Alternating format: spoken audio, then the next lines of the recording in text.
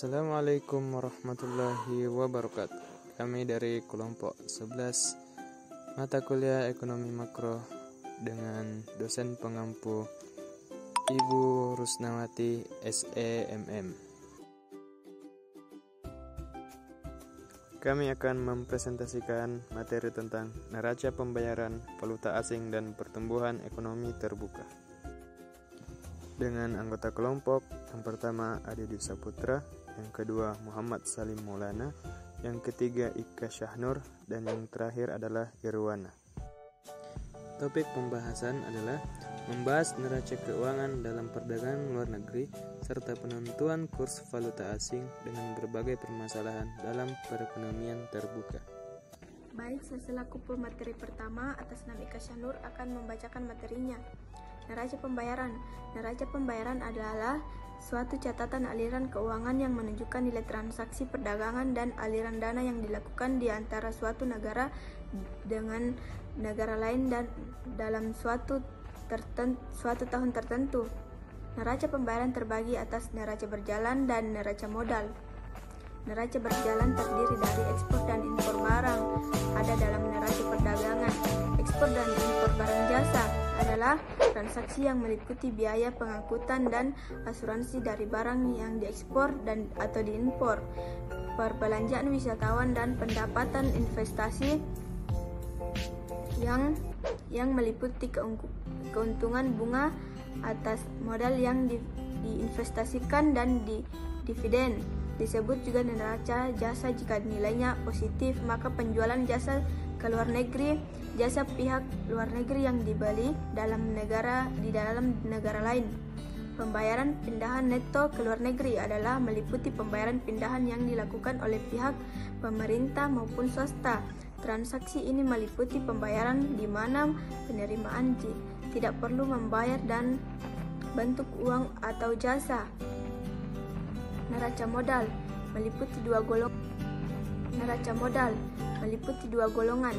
Aliran modal jangka panjang terdiri dari aliran modal resmi dan investasi langsung oleh pihak swasta ke negara-negara lain. Aliran modal resmi merupakan pinjaman dan pembayaran di antara badan-badan pemerintah di suatu negara dengan negara lain.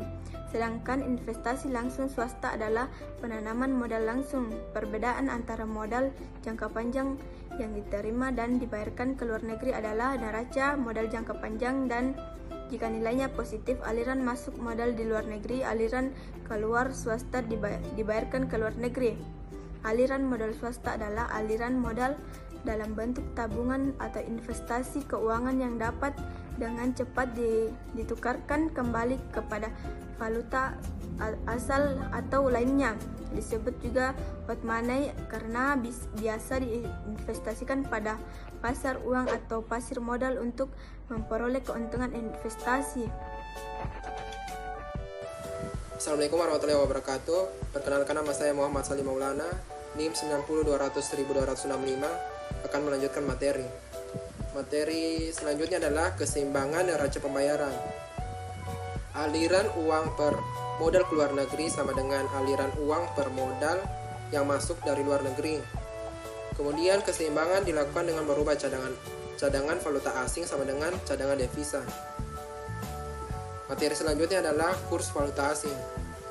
Transaksi ekspor, impor, dan jasa aliran dana modal dari satu negara ke negara lain memerlukan pasaran valuta asing, yaitu pasaran yang melakukan pertukaran di antara sesuatu mata uang dengan berbagai mata uang lainnya.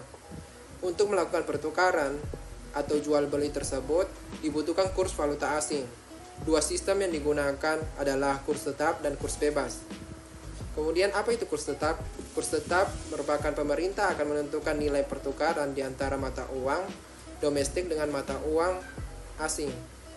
Sedangkan kurs bebas adalah permintaan dan penawaran mata uang asing di pasaran akan menentukan kurs pertukaran. Faktor yang mempengaruhi kurs yaitu perubahan dalam cita rasa masyarakat, perubahan harga pokok ekspor dan impor, kenaikan harga umum atau inflasi, perubahan suku bunga, dan tingkat pengembalian investasi dan pertumbuhan ekonomi. Maka untuk menjamin kestabilan kurs valuta asing, negara perlu menggunakan sistem kurs bebas, perlu menyimpan cadangan mata uang asing yang mencukupi. Ketika berlaku kelebihan permintaan, maka bank sentral perlu menjual valuta asing untuk menjamin kestabilan nilai mata uang dalam negeri. Dan ketika kelebihan penawaran mata uang berlaku, maka bank sentral perlu membeli valuta asing.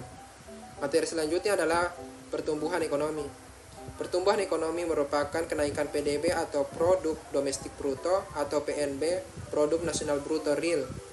Sedangkan pembangunan ekonomi adalah pertumbuhan ekonomi yang diikuti oleh perubahan dalam aspek lain dalam perekonomian seperti perkembangan pendidikan, tenaga kerja, perbaikan teknologi, dan kenaikan dalam taraf kemakmuran masyarakat. Pembangunan ekonomi hanya berlaku apabila pendapatan per kapita mengalami kenaikan secara berkepanjangan. Tingkat pembangunan ekonomi dan taraf kemakmuran masyarakat yang dicapai biasanya diukur oleh data pendapatan per kapita nominal. Pada saat ini, untuk mengukur taraf kemakmuran masyarakat ditentukan juga pendapatan per kapita atau income per kapita. Pendapatan per kapita nominal dihitung dengan cara PDB atau Produk Domestik Bruto dibagi dengan jumlah penduduk dan dinilai dalam satuan US dollar. Sekian dari saya. Assalamualaikum warahmatullahi wabarakatuh. Teori pertumbuhan ekonomi. Teori klasik menekankan tentang pentingnya faktor-faktor produksi dalam menaikkan pendapatan nasional dan mewujudkan pertumbuhan. Yang paling berperan adalah tenaga kerja. Teori Schumpeter menekankan tentang peranan usahawan yang akan melakukan inovasi dan investasi untuk mewujudkan pertumbuhan ekonomi. Teori Harold Domar menunjukkan peranan investasi sebagai faktor yang menimbulkan pertambahan pengeluaran agregat. Teori ini pada dasarnya menekankan peranan segi permintaan dalam mewujudkan pertumbuhan. Teori neoklasik menunjukkan bahwa perkembangan teknologi dan peningkatan kemahiran masyarakat merupakan faktor yang terpenting untuk mewujudkan pertumbuhan ekonomi. Hambatan pembangunan pada negara berkembang. Yang pertama, kegiatan sektor pertanian masih tetap tradisional dan produktivitasnya sangat rendah. Yang kedua, kebanyakan negara menghadapi masalah kekurangan dana modal dan barang modal atau peralatan produksi yang modern. Yang ketiga, tenaga terampil, terdidik, dan keahlian kewirausahaan penawarannya masih jauh di bawah jumlah yang diperlukan. Yang keempat, perkembangan penduduk yang sangat pesat. Dan yang terakhir adalah berbagai masalah institusi, sosial, kebudayaan, dan politik sering dihadapi.